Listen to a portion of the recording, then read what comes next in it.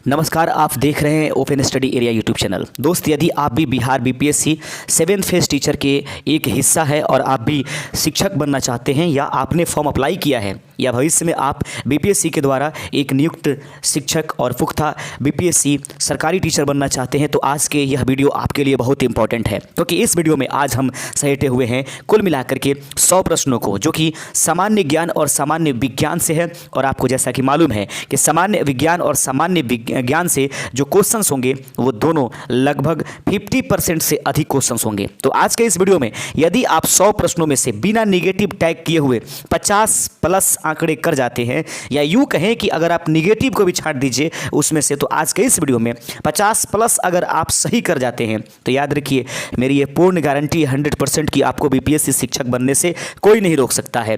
तो आइए पहले आप एक एक करके प्रश्नों को देखते चलिए। आज के इस वीडियो में कुल 100 प्रश्न हैं और कितने आप सही आंकड़े कर पाते हैं उसको जरूर आप हमें कमेंट करके बताइए कि आपके कितने सही हुए हैं। तो आइए पहला प्रश्न जैसा कि है उसको देख लेते हैं।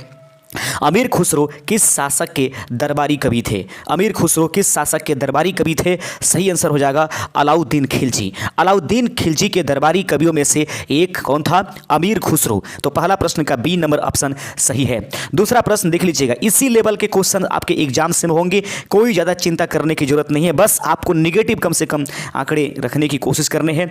दूसरा प्रश्न है, अंग्रेजों ने पहला व्यापार केंद्र कहाँ स्थापित किया था? कलकत्ता, कालीकट, सूरत या मद्रास? जी हाँ, बिल्कुल सही आंसर। फटाफट आंसर करते चलिए और आप हमें जरूर बताइए अंत में कमेंट करके कि आप कितने सही किए। सही आंसर है सूरत, ऑप्शन नंबर सी इसका सही आंसर है। अगला क्वेश्चन है, how India wrote for freedom नामक पुस्तक किसने लिखी है? How India wrote for freedom के लेखक कौन है? यदि आप नहीं जानते हैं इसको तो याद रखिए, इसको क्विट कर दीजिए, मतलब निगेटिव मार्किंग मत कीजिए, मैं इसका आंसर बता दूंगा। तो how India wrote for freedom नामक पुस्तक किसने लिखी है? तो सही आंसर है तीसरे का option number D, Annie Besant. अब ध्यान रखिएगा, how India rock for freedom, इस पुस्तक के लेखक जो हैं वो एनी बेसेंट हैं। तीसरे का डी नंबर ऑप्शन सही हो जाएगा। चौथा नंबर प्रश्न है कि अंतिम मुगल बादशाह कौन था? बहुत ही शानदार प्रश्न है, इसी लेवल के क्वेश्चंस आपके एग्जाम्स में देखने को मिलेंगे। 100 में से 50+ आंकड़े किसी हिसाब से बिना निगेटिव टैग किए हुए, यानी 100+ पूरे आंकड़े आपके आने चाहिए। अंतिम मुकाबले निगेटिव का रूल होगा 1/4, यानी 4 गलतियों पर एक नंबर जो आपके आए हुए हैं उसमें से काटे जाएंगे। अंतिम मुगल शासक कौन था? इस प्रकार से आप अपना आंसर हमें कमेंट कीजिएगा। अंतिम मुगल शासक का नाम जो है दोस्तों वह था Bahadur Shah Zafar, option number B. बिल्कुल सही आंसर आप लोग कर रहे हैं, बढ़िया से खेलते चलिएगा। अगला क्वेश्चन है कि 1857 ईस्वी में बैरकपुर में अंग्रेजों के विरुद्ध विद्रोह की शुरुआत किसने किया था? तो देख लेंगे, 1857 में बैरकपुर में अंग्रेजों के विरुद्ध विद्रोह की शुरुआत किसने किया था? जी हां, मंगल पांडे, ऑप्शन नंबर सी इसका सही आंसर हो जाएगा। छठा नंबर प्रश्न है, बक्सर के युद्ध में अंग्रेजों ने किसको परास्त किया था? बक्सर के युद्ध में अंग्रेजों ने किससे परास्त कर दिया था? मीर बख्श को, मिर्जा अयूब खान को, आसफुद्दौला को या मीर कासिम को? जी हां, बिल्कुल सही आंसर आप लोग कर रहे हैं, मीर कासिम। बक्सर के युद्ध में अंग्रेजों ने किसको परास्त किया था? मीर कासिम को परास्त किया था। अगला क्वेश्चन है, भारतीय राष्ट्रीय कांग्रेस की स्थापना किस वर्ष की गई थी? भारतीय राष्ट्रीय कांग्रेस की स्थापना किस वर्ष की गई थी? बिल्कुल सही आंसर 1858 ईस्वी में। जी हां, इसी लेवल के क्वेश्चन आपको मिलने रहे हैं एग्जाम्स में देखने के लिए। देखिएगा, जिस वक्त आप एग्जाम देकर लौटिएगा हमें कमेंट करके जरूर बताइएगा किस लेवल का क्वेश्चन था। 1927 की बटलर कमेटी का उद्देश्य क्या था? थोड़ा सा मुश्किल क्वेश्चन, अगर आपको लगता है कि नहीं मैं ये नहीं कर पाऊंगा तो निगेटिव टैग मत कीजिएगा, निगेटिव को मत उठाइए, छोड़ दीजिए, आदत बनाइए। 1957 की 17 की बटलर कमेटी का उद्देश्य क्या था? अब हमसे समझ लीजिए, याद रखिएगा। 8वें का सही आंसर है, भारतीय सरकार तथा देशी राज्यों के मध्य संबंधों को सुधारने के लिए 1927 में बटलर कमेटी का बनाया गया था। तो बटलर कमेटी का उद्देश्य क्या था? भारतीय सरकार तथा देशी राज्यों के मध्य संबंधों को सुधारने हेतु। लीजिए, 9वां नंबर प्रश्न आपके सामने है, एकदम बिल्कुल निगेटिव उठाने की कोशिश ही नहीं कीजिए, छोड़ दीजिए। अगला क्वेश्चन उससे आसान आ जाएगा। अलीगढ़ मुस्लिम विश्वविद्यालय के संस्थापक कौन थे? अलीगढ़ मुस्लिम विश्वविद्यालय के संस्थापक निम्नलिखित में से कौन थे? राइट आंसर देख लीजिए, सर सैयद अहमद खान। अलीगढ़ मुस्लिम विश्वविद्यालय के संस्थापक थे सर सैयद अहमद खान। इन्होंने ही मुसलमानों में, माइनॉरिटी मुसलमानों में, उनमें जो है एक जान फूका था, उनको शिक्षा के क्षेत्र में आगे बढ़ाने का बहुत बड़ा श्रेय जाता है। नाथूराम गोडसे ने महात्मा गांधी की हत्या कब की थी? इस प्रश्न को कर दीजिए, नाथूराम गोडसे ने महात्मा गांधी की हत्या कब की थी? तो याद रखेंगे जनवरी 1948। बिल्कुल सही आंसर कर रहे हैं। इसी प्रकार के क्वेश्चन, नाथूराम गोडसे ने महात्मा गांधी की हत्या कब की थी? 10वें का ऑप्शन नंबर सी हो जाएगा दोस्तों। अगला क्वेश्चन आपके सामने है, बहुत ही बेहतर प्रश्न। प्रतिवर्ष भारत का बृहत्तम पशु मेला लगता है, तो प्रतिवर्ष भारत का बृहत्तम पशु मेला कहां लगता है? 11 का बिल्कुल सही आंसर कर रहे हैं, सोनपुर में। इसे हरिहर क्षेत्र का मेला भी कहते हैं दोस्तों। याद रखिए, कभी कभी पूछ देगा कि बताइए सोनपुर का मेला किस नदी के किनारे लगता है। तो अगर आपको मालूम है तो ये हमको कमेंट करके रख दीजिए और बता दीजिए हमको। नहीं मालूम है, आगे बढ़ते चलिएगा। प्रश्न है कि पहला परमाणु परीक्षण किया गया था। देख लीजिए, आपको कहा गया है कि हम विज्ञान और प्रौद्योगिकी से भी क्वेश्चन पूछेंगे, इसीलिए हम सामान्य ज्ञान सामान्य विज्ञान के क्वेश्चनों को एक साथ बेहतर तरीके से समेटने की कोशिश की है दोस्तों। पहला परमाणु परीक्षण किया गया था चंपारण में। पहला परमाणु परीक्षण किया गया था, देख लीजिए, पहला परमाणु परीक्षण चंपारण में है, चिमंगलूर में, पोखरण में या श्रीहरिकोटा? बिल्कुल सही आंसर कर रहे हैं, 12 का सी नंबर, पोखरण में। देख लेंगे पहला परमाणु परीक्षण कहाँ किया गया था? पोखरण। आप लोगों में से कोई जानते हैं तो बता दीजिए कि पोखरण कहां स्थित है, किस राज्य में? भारत का मैनचेस्टर किसे कहा जाता है? आहा, क्या मस्त क्वेश्चन आया है। 13 नंबर क्वेश्चन है, जबरदस्त क्वेश्चन है, इसको जाया मत कीजिए, इसको जरूर कीजिए। भारत का मैनचेस्टर किसे कहते हैं? बिल्कुल अहमदाबाद को भारत का मैनचेस्टर कहते हैं। बहुत ही खूबसूरत क्वेश्चन। अगर आप में से कोई बिहार पुलिस की भी अगर तैयारी करते हैं तो जबरदस्त क्वेश्चन है, आपके लिए भी फायदेमंद क्वेश्चन है। इसी प्रकार के क्वेश्चन जो है एग्जाम्स में रहते हैं। औरंगाबाद का नाम के 2 शहर हैं जिनमें एक बिहार में है और दूसरा शहर कहां स्थित है? थोड़ा सा मुश्किल क्वेश्चन आ गया, हल्का सा मुश्किल है, लेकिन कुछ लोग ऐसे भी होंगे जो पढ़े भी होंगे। औरंगाबाद नाम के 2 शहर हैं जिनमें से एक बिहार में है, दूसरा कहां स्थित है? जी हां, बिल्कुल बिल्कुल सही आंसर, ऑप्शन नंबर सी। यह औरंगाबाद महाराष्ट्र में भी है। यहां पर असदुद्दीन ओवैसी की जो AIM पार्टी है वहां से एक विधायक हैं, बड़ी चर्चा में रहता है ये औरंगाबाद। मैं तो एक बार औरंगाबाद बिहार वाला ही समझ गया था, लेकिन जब बाद में आंखें खुली तो नींद खुली तो उसके बाद ये पता चला कि नहीं, औरंगाबाद महाराष्ट्र में भी है। निम्न में से कौन सी जोड़ी सही है?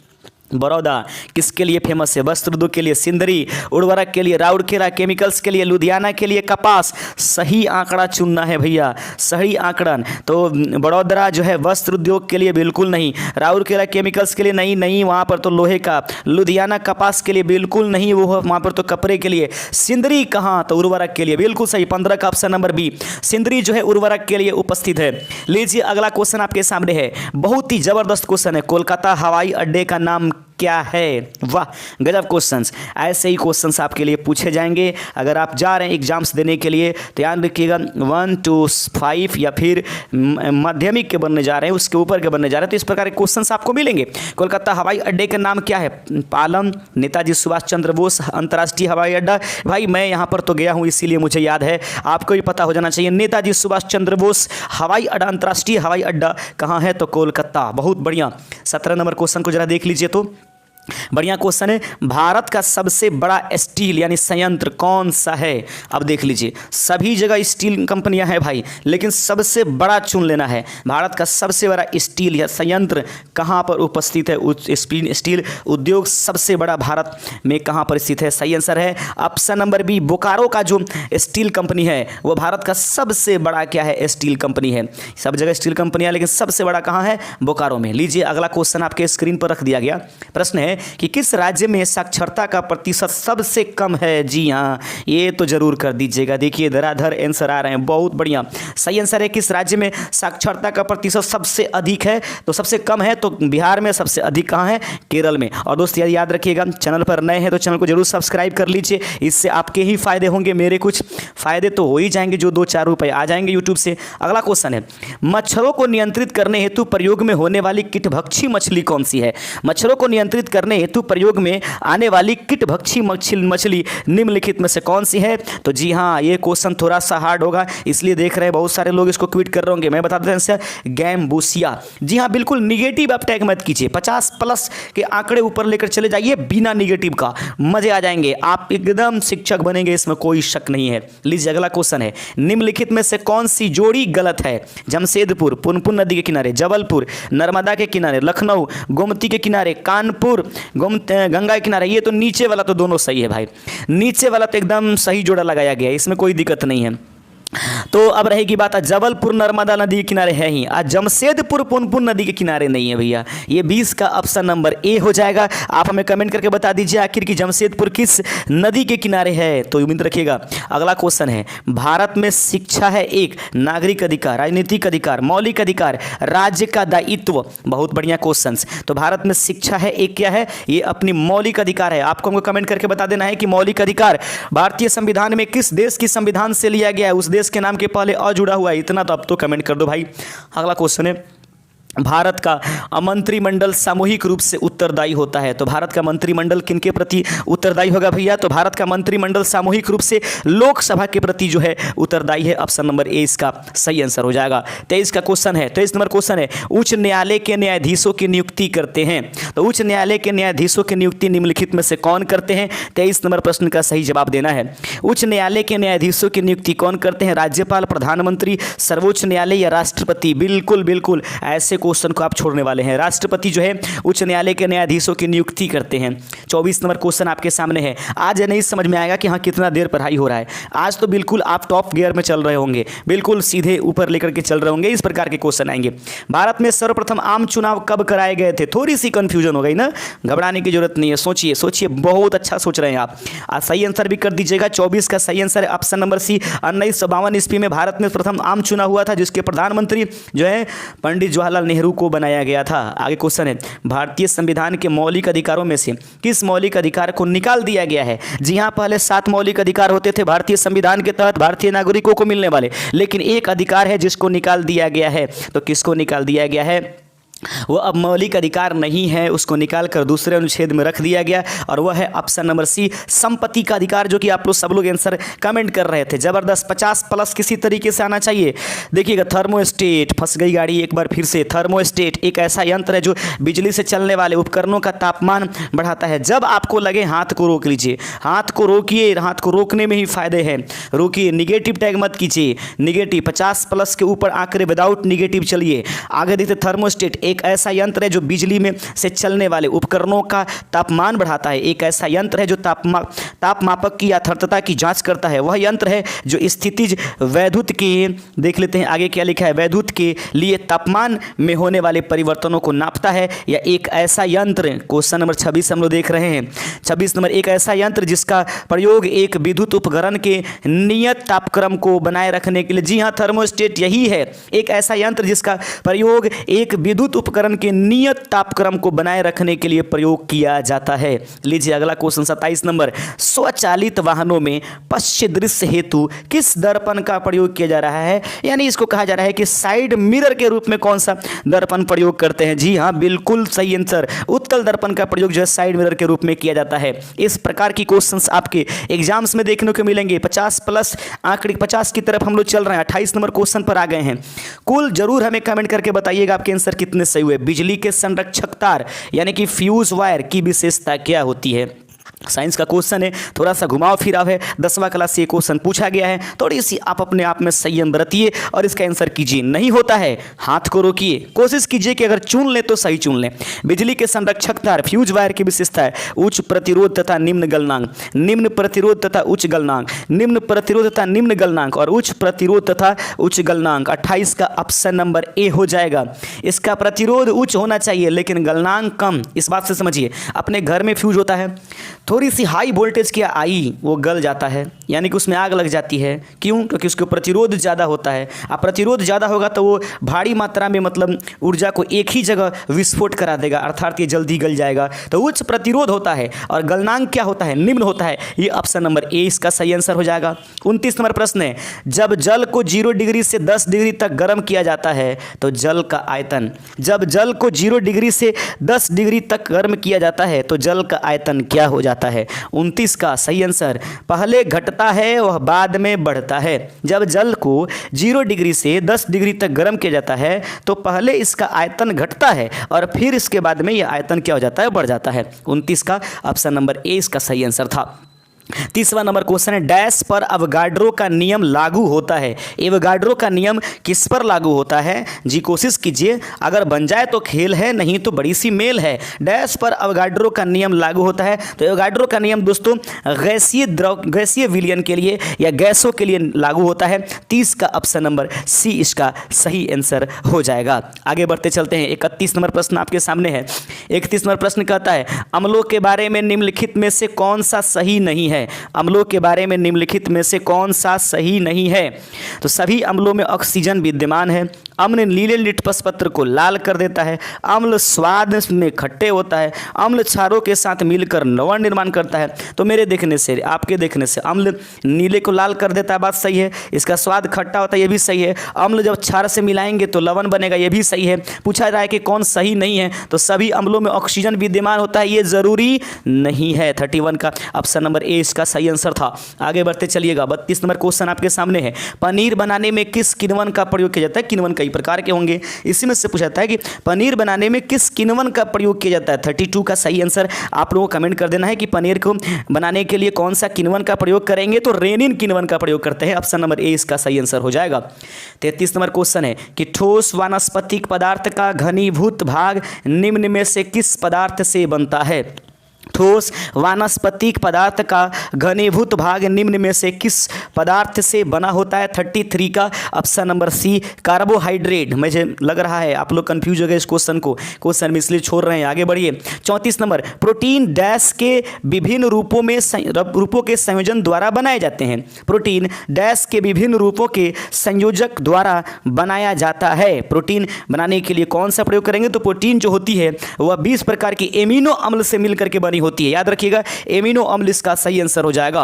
आगे बढ़ते चलते हैं। क्वेश्चन है, निम्न में से कौन क्षारीय आणविक इकाई होंगी?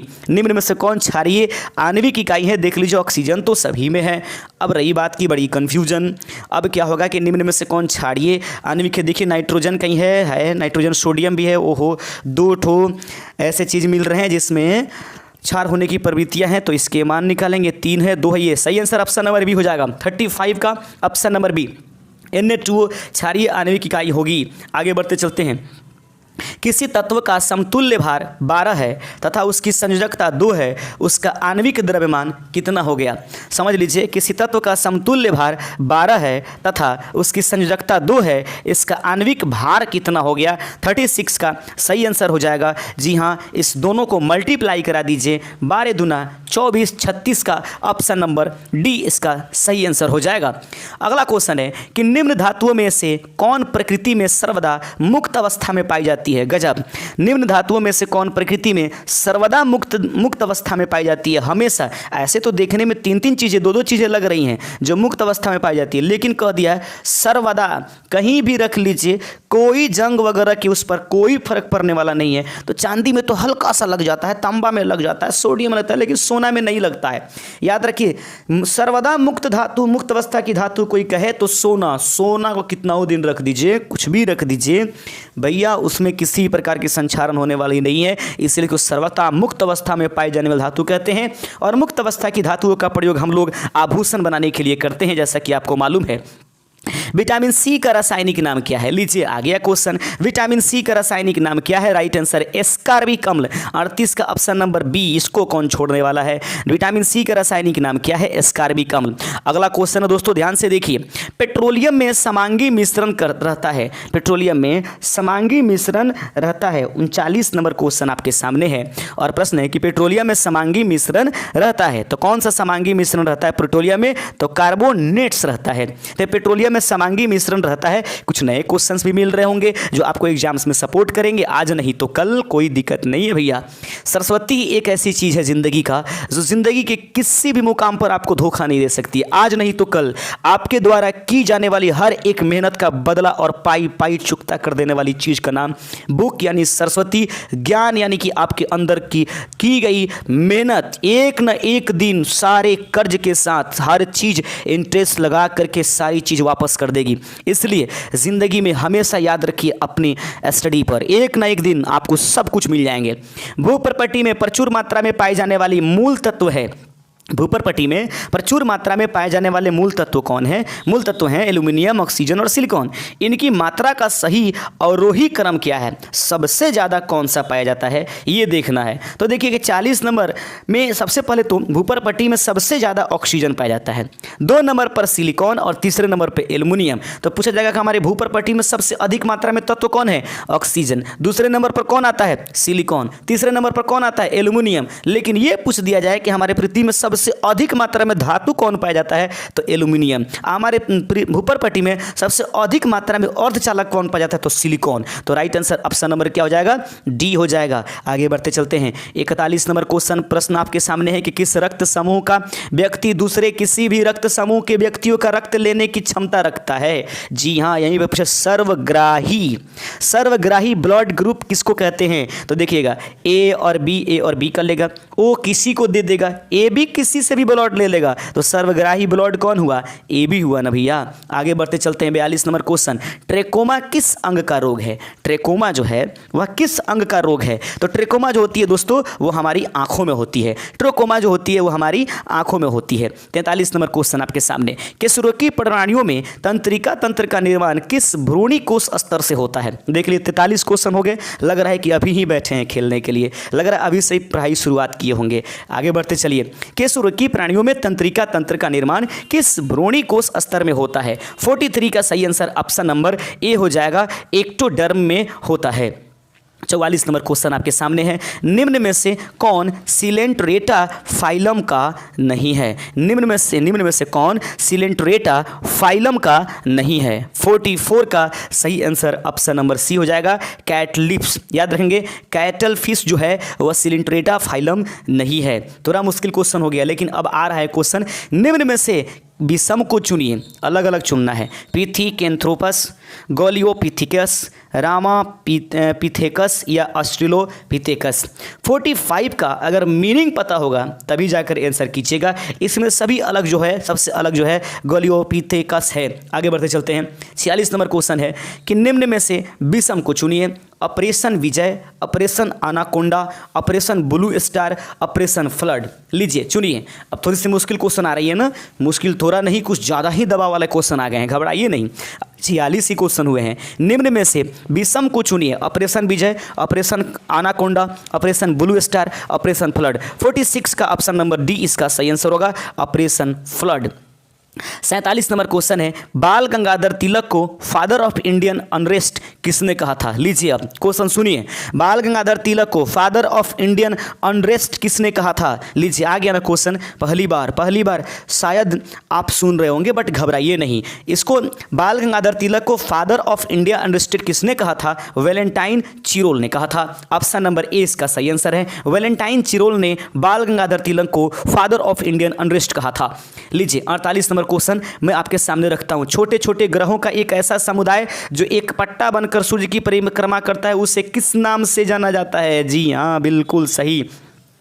छोटे छोटे ग्रहों का एक ऐसा समुदाय जो एक पट्टा बनकर सूर्य की परिक्रमा करता है, ऐसे किस नाम से जानते हैं? 48 का सही आंसर आप लोगों को कमेंट करना है, ऑप्शन नंबर डी इसका सही आंसर होगा। ग्रह क्या है? अगर आपने सही किया है तो शुक्रिया, मुबारक। अब देख लीजिए 49 नंबर क्वेश्चंस आ गए हैं। उम्मीद करते हैं कि जितने लोग देख रहे होंगे इस वीडियो को, फिलहाल वो 50 क्वेश्चनों में 30 के ऊपर तो अब तक आंकड़ा जरूर किए होंगे। मोहनजोदड़ो का स्थानीय नाम क्या है? मोहनजोदड़ो का स्थानीय नाम क्या है? उत्तर जीवितों का टीला, महान व्यक्तियों का टीला, मृतकों का टीला, जीवितों का टीला। बिल्कुल सही आंसर, मृतकों की टीला का नाम होता है मोहनजोदड़ो। तो मोहनजोदड़ो का रियल अर्थ है मृतकों का टीला। 50वां नंबर क्वेश्चन आपके सामने है। प्रश्न है कि कौन सी नदी विषुवत वृत्त को 2 बार लांघती है? कौन सी नदी विषुवत वृत्त को 2 बार लांघती है? अमेजन, कांगो, नील या ओरिनिको? याद रखेंगे 50 का सही आंसर बिल्कुल सही कर रहे हैं कुछ लोग। कांगो नदी जो है, कौन सी नदी विषुवत वृत्त को 2 बार लांघती है? तो विषुवत वृत्त को 2 बार लांघने वाली नदी का नाम कांगो नदी है। अगर नहीं पता था तो एक नया क्वेश्चन तो आपको जरूर मिल गया है। अगला क्वेश्चन है कि मोहनजोदड़ो कहाँ अवस्थित है। मोहनजोदड़ो निम्नलिखित में से किस स्थान पर स्थित है। बामियान अफगानिस्तान में, सिंध पाकिस्तान में, पंजाब भारत में या जैसलमेर भारत में। तो मोहनजोदड़ो कहाँ स्थित है, तो मोहनजोदड़ो का जो स्थित है वह ऑप्शन नंबर बी है, सिंध पाकिस्तान में। मोहनजोदड़ो कहाँ स्थित है, तो सिंध पाकिस्तान वाले क्षेत्र में। अगला क्वेश्चन है आर्य भारत में कहाँ से आए थे। तो आर्य भारत में जो है वह 52 का ऑप्शन नंबर सी हो जाएगा, मध्य एशिया से आए थे। आर्य भारत में कहाँ से आए थे, तो दोस्तों सही आंसर है आर्य भारत में मध्य एशिया से आए हुए थे। उम्मीद करते हैं कि सब क्वेश्चंस अब ठीक ठाक चल रहा होगा। किस काल में रामायण एवं महाभारत की रचना हुई थी। गजब क्वेश्चंस। किस काल में रामायण एवं महाभारत की रचना, थोड़ा सा सेंस लगाएंगे तो आंसर तो आपको मिल ही गया होगा। सही आंसर है वैदिक काल में। किस काल में रामायण एवं महाभारत की रचना हुई थी, राइट आंसर है वैदिक काल में रामायण और महाभारत की रचना हुई थी। अर्थशास्त्र नामक प्रसिद्ध ग्रंथ किसने लिखा था। तो अर्थशास्त्र नामक प्रसिद्ध ग्रंथ निम्नलिखित में से किसने लिखा था। सही answer option number B, Kautilya Chanakya अर्थात विष्णुगुप्त। उम्मीद करते हैं अब तो आप 40 के करीब करीब जरूर पहुंचे होंगे। कुछ लोग तो ऐसे होंगे जो 50 के करीब करीब भी पहुंचे होंगे, बट कोई बात नहीं है, लास्ट में हमको जरूर बताइएगा कितने सही कर रहे हैं। इसको काउंटिंग करते चलिए, 1 2 3 ऐसे कर लीजिए और उसके बाद आप बता दीजिए कि किस पर कितना सही हो रहा है, उसमें से निगेटिव काट करके आप बढ़ते चलिएगा। गुप्त साम्राज्य की स्थापना किसने की थी। लेकिन इससे पहले कि ये क्वेश्चन हो जाए, रिक्वेस्ट है कि चैनल को जरूर सब्सक्राइब कर दीजिए। आपको बहुत फायदे होने वाले हैं हमारे इस यूट्यूब चैनल से। मैं मानता हूं कि हमारा ये यूट्यूब परिवार बहुत ही छोटा है, अभी 10,000 11,000 के करीब करीब सब्सक्राइबर हैं, लेकिन याद रखिए हम आपको बनाएंगे, हम कोशिश करेंगे, हम आपके लिए जी जान झोंकेंगे। गुप्त साम्राज्य की स्थापना किसने की थी। जब क्वेश्चन है भाई, गजब। गुप्त साम्राज्य की स्थापना, ऐसे तो भाई गुप्त साम्राज्य की स्थापना जो है श्रीगुप्त ने किया था, लेकिन वास्तविक संस्थापक किसको कहते हैं वो क्वेश्चन है यहाँ पर। श्रीगुप्त ऑप्शन में है ही नहीं, 4 के अलावा ऑप्शन नंबर ई है भी नहीं कि मैं इसको हट जाऊँ, इनमें से कोई भी आंसर वाला नहीं है, इसी में से चुनना है। 55 का सही आंसर हो जाएगा चंद्रगुप्त। याद रखेंगे वो भी कौन, चंद्रगुप्त, चंद्रगुप्त द्वितीय समझ लीजिएगा। गुप्त साम्राज्य की स्थापना किसने की थी, तो ऐसे तो श्रीगुप्त ने किया था, लेकिन वास्तविक संस्थापक चंद्रगुप्त द्वितीय को माना जाता है, जिसने अपने बड़े भाई रामगुप्त की हत्या कर दी थी। आप जानते होंगे कैसे वो संधि उनके बड़े भाई साहब ने किया था, इसीलिए उनकी हत्या कर दी थी। बीपीएससी में क्वेश्चन पूछा भी गया था कि किस गुप्त शासक ने अपने बड़े भाई की हत्या कर दी थी। अगला क्वेश्चन है मुगलों में किस सिख गुरु को यातनाएं देकर मार डाला था। मुगलों ने किस सिख गुरु को यातनाएं देकर के मार डाला था। 56 का सही answer option number C, Tegh Bahadur को मुगलों ने यातनाएं देकर के मार दिया था। अर्जुन देव को भी मुगलों ने ही मारा था। तो ये 2 व्यक्ति हैं, अर्जुन देव और तेग बहादुर, जिनको मारा था। आप थोड़ा सा कमेंट करके बता दीजिए कि तेग बहादुर की हत्या करने वाला कौन मुगल साम्राज्य था, किसके शासनकाल में उनकी हत्या हुई थी। पानीपत की दूसरी लड़ाई किनके बीच हुई थी। गजब क्वेश्चन आ गया। पानीपत की दूसरी लड़ाई देख लीजिए, बैरम खान और हेमू के बीच में। ओ लगता है कि मैं सही क्वेश्चन का सही आंसर ही पढ़ दिया क्या पहले। पानीपत की दूसरी लड़ाई किनके बीच में हुई, अकबर और मिर्जा हकीम, अकबर और बैरम खान, राणा प्रताप और अकबर। जी सही answer option number A, Bairam Khan और हेमू के बीच में पानीपत की दूसरी लड़ाई हुई थी। आगे हमको कमेंट करके बता दीजिए भैया कि पानीपत की दूसरी लड़ाई कब हुई थी। पानीपत की प्रथम लड़ाई तो 1526 जानते हैं ना, थोड़ा सा इसी में आंकड़ा मिला दीजिएगा तो उसमें भी 6 आता है। अब तो कमेंट कर दीजिए। शिवाजी के पुत्र संभाजी को बंदी बनाकर औरंगजेब ने उसकी हत्या कहाँ की थी। शिवाजी के पुत्र संभाजी को बंदी बनाकर औरंगजेब ने उसकी हत्या कहां कर दी थी। सही आंसर है अहमदनगर में। याद रखिए शिवाजी के पुत्र जो थे उनका नाम संभाजी था, उनको औरंगजेब ने बंदी बना लिया था, उनकी हत्या कर दी। जो अपने पिता का ना हुआ तो किसका होगा। औरंगजेब अपने पिता शाहजहां को क्या कर दिया था, बंदी बना लिया था और उनको आगरा के किला में रख दिया था। फिर भी इसको न जाने किस हिसाब से औरंगजेब को जिंदा पीर कौन कौन कहता है, मुझे तो बहुत गुस्सा आता है ऐसे आदमी पर। आगे बढ़ते चलते हैं। 59 नंबर क्वेश्चन है, मोहम्मद गोरी कहाँ का शासक था। मोहम्मद गोरी कहाँ का शासक था। पर्सिया का, अफगानिस्तान का, इराक का, तुर्की का। आ गया क्वेश्चन, गजब क्वेश्चन। मोहम्मद गोरी कहाँ का शासक था। तो मोहम्मद गोरी दोस्तों शासक था अफगानिस्तान का। ऑप्शन नंबर बी इसका सही आंसर हो जाएगा। मोहम्मद गोरी कहाँ का शासक था। मोहम्मद गोरी और देवचंद्र पृथ्वीराज चौहान के बीच में जो आपने सुना होगा घटना को आप जानते भी होंगे, हम उसके बारे में नहीं चलेंगे। मस्तानी बेगम किस शासक की प्रेयसी थी। मस्तानी बेगम किस शासक की प्रेयसी थी। किस शासक की प्रेयसी का नाम मस्तानी बेगम था भैया, तो वह थी बाजीराव पेशवा। मस्तानी बेगम किस शासक की प्रेयसी थी, तो बाजीराव पेशवा की जो प्रेयसी थी उनका नाम था मस्तानी बेगम। आगे पाटलिपुत्र की स्थापना किसने की थी। जी हाँ, पाटलिपुत्र पूछा जा रहा है, पटना नहीं, सही आंसर है उदयन। उदयन ने पाटलिपुत्र की स्थापना किया था। अगला क्वेश्चन है, बिहार प्रदेश को किस मुस्लिम शासक ने सर्वप्रथम जीता था? लीजिए क्वेश्चन आ गया, बिहार प्रदेश को किस मुस्लिम शासक ने सर्वप्रथम जीता था? 62 का सही answer option number B, Bakhtiyar Khilji. Nalanda विश्वविद्यालय को ध्वस्त करने वाला यह व्यक्ति बिहार प्रदेश को किस मुस्लिम शासक ने सर्वप्रथम जीता था? सही आंसर है बख्तियार खिलजी। 63 नंबर क्वेश्चन, 1911 तक बिहार निम्नलिखित में से किसके अंतर्गत था? कलकत्ता प्रांत, केंद्रीय प्रांत, उत्तरी प्रांत या बंगाल महाप्रांत? 63 का सही answer option number D, Bengal महाप्रांत। 1912 में इसका बंटवारा हो गया और उस समय उड़ीसा सहित बिहार को अलग कर दिया गया। आप बता सकते हैं कितने तारीख को? आगे बढ़ते चलते हैं।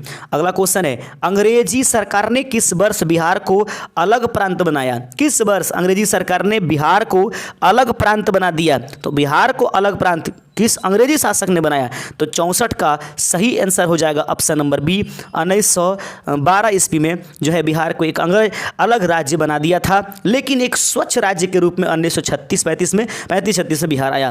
अगला क्वेश्चन, यहाँ पर अंग्रेजों की बात कही गई है। निम्नलिखित में से किस राज्य की सीमा बिहार से जुड़ी हुई है? लीजिए क्वेश्चन देखिए, निम्नलिखित में से किस राज्य की सीमा बिहार से जुड़ी हुई थी? तो देख लीजिएगा, सबसे पहले जब बिहार और झारखंड था तो उड़ीसा रहता था, लेकिन अब नहीं है। मध्य प्रदेश भी उस समय रहता था जब उत्तर प्रदेश का बंटवारा नहीं है। आगे बढ़ते चलते हैं, हिमाचल प्रदेश तो हमसे बड़ी दूर है भाई, उसको आगे एकदम जम्मू कश्मीर की साइड में है। उत्तर प्रदेश बिल्कुल अपना पड़ोसी राज्य है, एकदम सिवान डिस्ट्रिक्ट मैरवा और होते हुए ना ये सभी उधर उसकी डिस्ट्रिक्ट लगती है। और हाल फिलहाल में तो योगी आदित्यनाथ और जो बिहार के मुख्यमंत्री हैं उन लोगों के द्वारा कुछ गाँवों का भी मतलब ये हुआ है, अदला बदली हुआ है, कुछ बिहार के गांव उत्तर प्रदेश में चले गए हैं। आगे बढ़ते हैं, सही आंसर था option number D, Uttar Pradesh. Question है, कौन सी नदी बिहार में है? पुनपुन, स्वर्णरेखा, सिपरा, बराकर? बिल्कुल सही आंसर है भाई, यही है ऑप्शन नंबर ए। 66 का ऑप्शन नंबर ए है कि कौन सी नदी बिहार में है? तो पुनपुन नदी अपने बिहार में है। आइए ना कभी अपना बिहार में, यही ना गीत आजकल चल रहा है। बीपीएससी शिक्षक जो बनने वाले अभ्यर्थी हैं उनके ऊपर एस चंद्रशेखर ने जब कहा कि बिहार में योग्यता की कमी है तो बच्चे तो बिल्कुल भौकाल मचा दिए हैं, क्योंकि भौकाल मचाने के लिए ही ऐसा बयान सब ये सब नेता सब देता है लोग, क्योंकि वो चाहता है कि हम किस तरीके से फेमस हो जाएं। कुछ दिन के लिए आए हैं, कुछ दिन में इतना ना नाम कमा लें कि जिस रास्ते से चले उस रास्ते से लोग मतलब एक बार में झटके से समझ जाए कि ये एकदम गिरा हुआ एक नेता है, बिल्कुल गैर गुजरा हुआ नेता है। एकदम लोग चले तो कह दे, एकदम थूक फेंक दे कि यार कैसा था जब शिक्षा मंत्री था चाहे कुछ था, तो ये किस तरीके से बयानबाजी करता था। ऐसी कुछ बातें नहीं कहनी चाहिए, ये गलत बात है, ठीक है। ये कह दे कि बिहार जो है आर्य भट्ट की धरती है, विष्णुगुप्त कौटिल्य की धरती है, अरे कुछ और कह लेता। ये क्यों कह दिया कि यहाँ के बच्चों में टैलेंट है नहीं? अच्छा टैलेंट नहीं है तो टैलेंट तुम लोग क्या कर रहे हो? तुम लोग को तो कुछ करना चाहिए। तुम लोग कर क्या रहे हो? 17 सालों से सत्ता में बैठे हुए लोग हो और 17 सालों से तुम शिक्षा व्यवस्था को नहीं सुधार पाए। अब जब ज़रूरत पड़ी है यहाँ से तो यहाँ से शिक्षा व्यवस्था को सुधारना चले। कह दिया कि बिहार में टैलेंट की कमी नहीं है, कर लो, गरीबों के पेट पर लात मार लो। निम्न में से कौन गंगा की सहायक नदी नहीं है?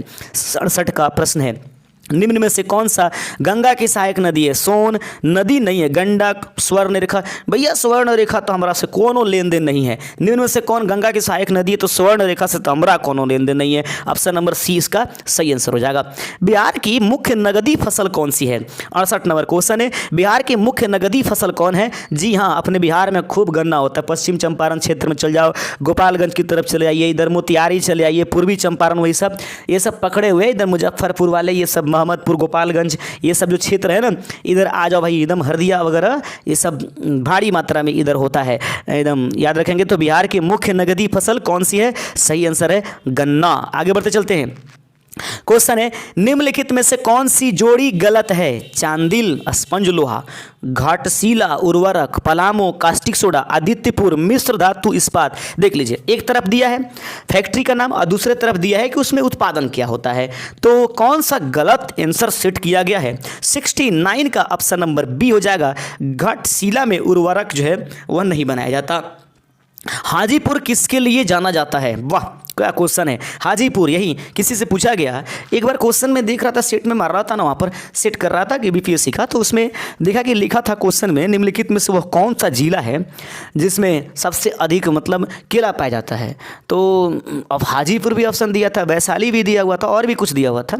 आदमी के मन में हाजीपुर खटक हो, लेकिन पता होना चाहिए कि हाजीपुर का मैंने वैशाली का मुख्यालय हाजीपुर है, और वहाँ पर प्लाईवुड वगैरह बनता है, वहाँ पर दवा कारखाना भी है। तो कुछ मैं बोला बता पाया क्या इसमें से? नहीं, अभी तक नहीं। हाजीपुर किसके लिए जाना जाता है? घड़ी कारखाना, फल प्रसंस्करण, मृतिका संधारित्र, ताप संयंत्र। 70 का सही आंसर जो होगा ऑप्शन नंबर बी, फल प्रसंस्करण है। यार फल के लिए तो ये ज़बरदस्त जगह है हाजीपुर का केला। अगर नहीं खाए ना, मज़ा ना आता है भाई, एक बार खा करके देखिए। अगर हाजीपुर का केला खा लिए ना, जैसे समझ आएगा कि रियल में केला क्या होता है।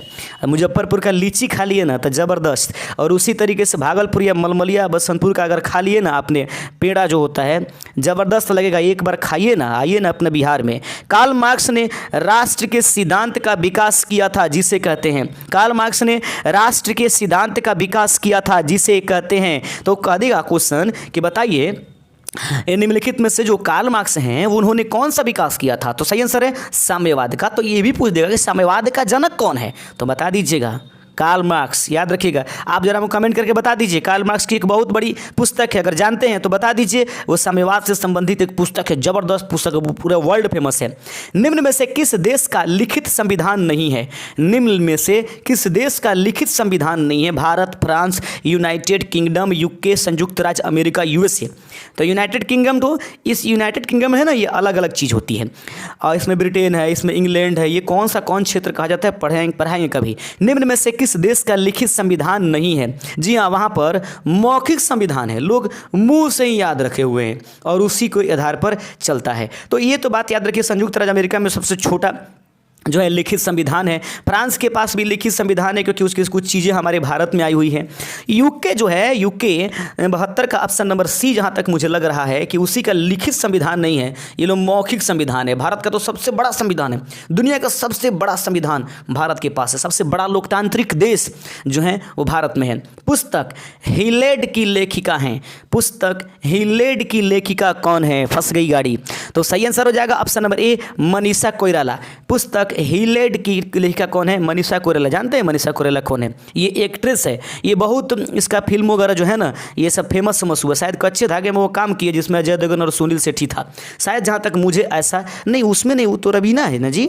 वो कच्चे धागे में किस कौन फिल्म है ये, किस पुस्तक हिलेड की लेखिका कौन है? मनीषा कोइराला। ये जानते हैं कि नेपाल क्षेत्र की थी, ये बड़ी फेमस थी, पता नहीं कहाँ है, अभी तक तो भेंट ना हुआ। चलिए आगे बढ़ते हैं, हंसिए नहीं। संयुक्त राज्य अमेरिका में द्विदलीय पद्धति है, एक पार्टी है रिपब्लिकन, दूसरी पार्टी का नाम है क्या है? संयुक्त राज्य अमेरिका में द्विदलीय पद्धति है, वहीं पर 2 पार्टियां हैं और उसी में से किसी एक को आपको चुनना होता है। एक का नाम है कौन सा? रिपब्लिकन पार्टी, आपको बता देना है दूसरी पार्टी का नाम क्या था।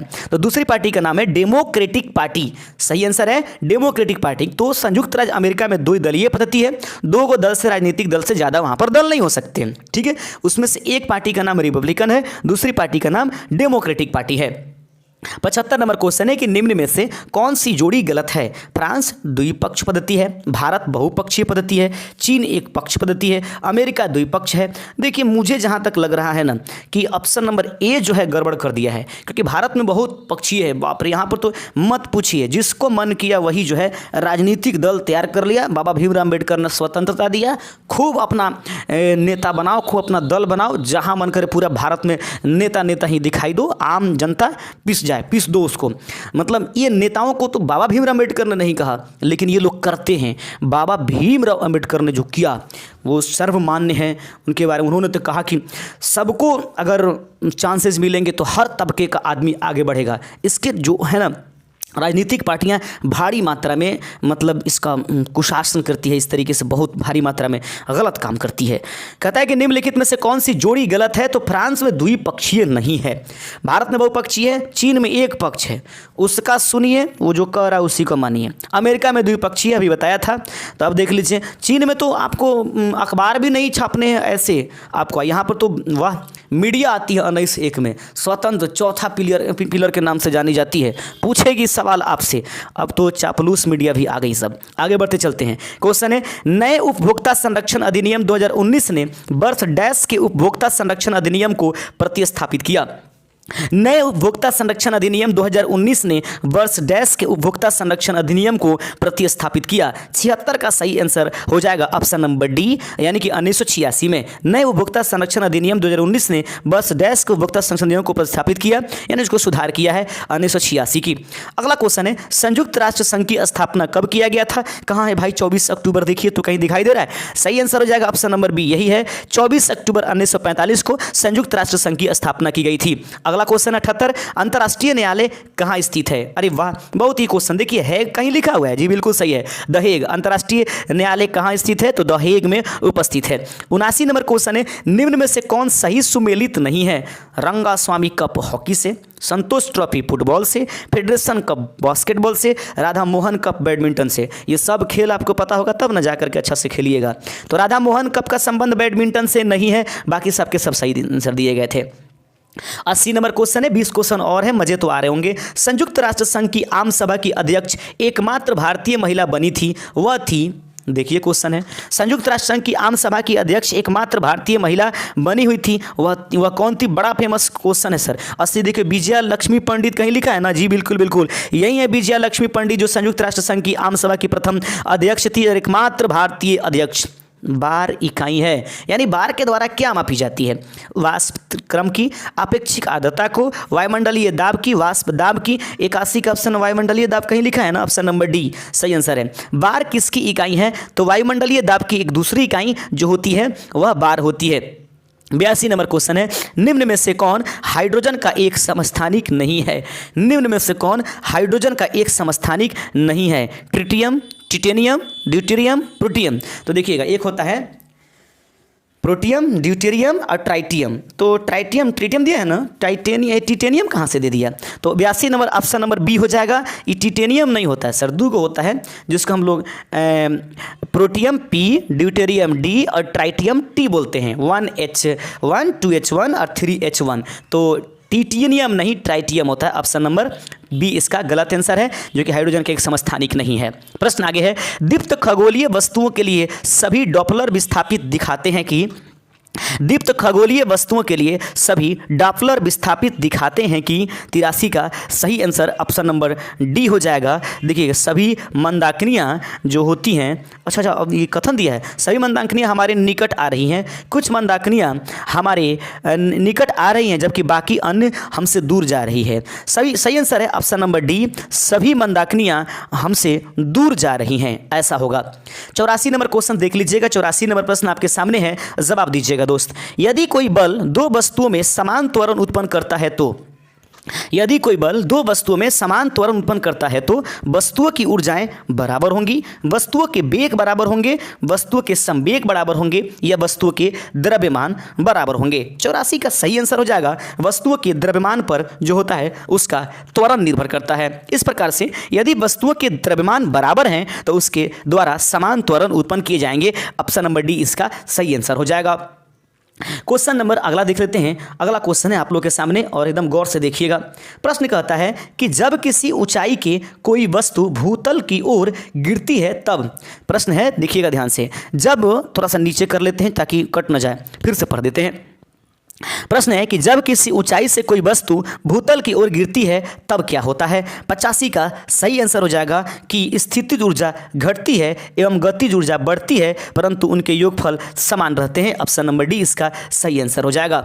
अगला क्वेश्चन है, गैलेना का अयस्क है, गैलेना डैश का अयस्क है। तो गैलेना जो है निम्नलिखित में से किसका एक अयस्क है? बिल्कुल सही पकड़े हैं आप, सीसा। तो सीसा का एक अयस्क का नाम क्या है? गैलेना, या गैलेना डैश का अयस्क है। Option number C. उम्मीद कर रहा हूँ ऑप्शन नंबर डी, उम्मीद कर रहे हैं कि बहुत सारे स्टूडेंट ऐसे होंगे जो 60-70 के भी ऊपर चल रहे होंगे। अभी लगातार देखते चलिएगा। एकमात्र अधातु, देखते चलिए, प्रश्न है एकमात्र धातु कौन सी है जो विद्युत का सुचालक है? एकमात्र धातु कौन सी है जो विद्युत का सुचालक है? बिल्कुल सही आंसर है ग्रेफाइट। आगे बढ़ते चलते हैं। 88 नंबर क्वेश्चन आपके सामने है कि अशोधित पेट्रोलियम तेल का परिशोधन डैश के प्रक्रम द्वारा किया जाता है। अशोधित पेट्रोलियम तेल का परिशोधन डैश के प्रक्रम द्वारा किया जाता है। सही आंसर है 88 का ऑप्शन नंबर डी, प्रभाजी आसवन। प्रश्न है कि अशोधित पेट्रोलियम का तेल का परिशोधन डैश के प्रक्रम द्वारा किया जाता है, प्रभाजी आसवन के द्वारा। तो अशोधित पेट्रोलियम तेल का परिशोधन किस प्रक्रिया द्वारा? प्रभाजी आसवन द्वारा, याद रखते रहिएगा। अगला क्वेश्चन है कि प्राकृतिक रबड़ एक बहुलक है। प्राकृतिक रबड़ निम्नलिखित में से किसका एक बहुलक है? उम्मीद कीजिए कहीं दिया होगा आइसोप्रीन। बिल्कुल सही आंसर है ऑप्शन नंबर डी, प्राकृतिक रबड़ एक बहुलक है आइसोप्रीन का।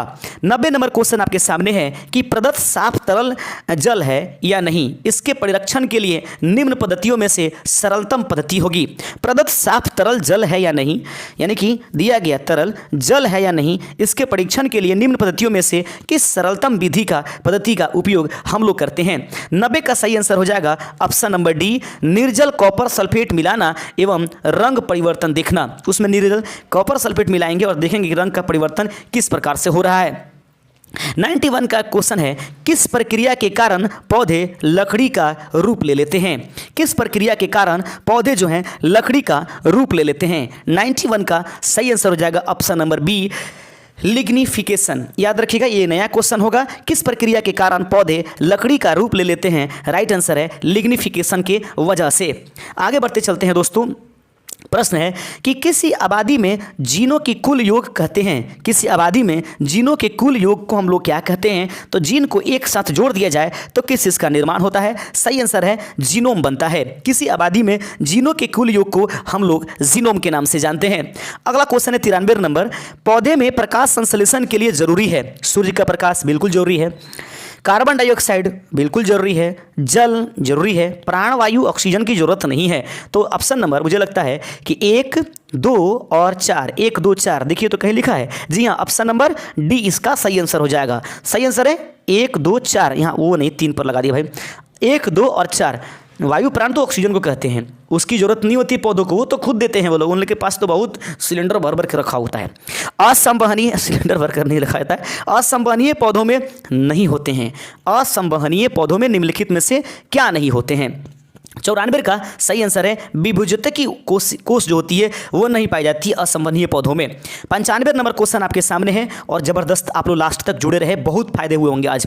पौधे को रचनात्मक आधार पर प्रदान करने वाले उत्तक का नाम है।